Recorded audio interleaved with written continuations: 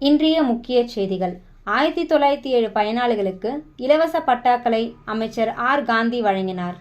திருத்தணி தொகுதிக்குட்பட்ட பள்ளிப்பட்டு ஒன்றியத்தில் பல்வேறு கிராமங்களைச் சேர்ந்த 1907 பயனாளிகளுக்கு இலவச வீட்டுமனை பட்டாக்களை கைத்தறி மற்றும் துணிநூல்துறை அமைச்சர் ஆர். காந்தி வழங்கினார்.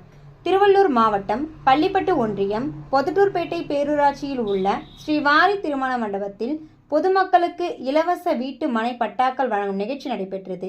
இந்த நிகழ்ச்சிக்கு ஆட்சியர் தா. பிரபு சங்கர் தலைமை தாங்கினார். இதில் சிறப்பு அழைப்பாளராக கைத்தறி மற்றும் துணிநூல்துறை அமைச்சர் ஆர். காந்தி கலந்து கொண்டு பயனாளிகளுக்கு இலவச வீட்டுமனை பட்டாக்களை வழங்கி பேசினார்.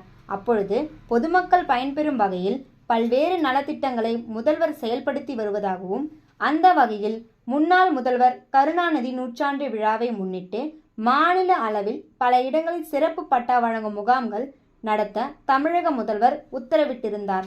அதன் பேரில் ஏழை எளிய மக்கள் பயன்பெறும் வகையில் பயனாளிகளை தேர்வு செய்து வழங்கப்படுகிறது என சிறப்புரையாற்றினார்.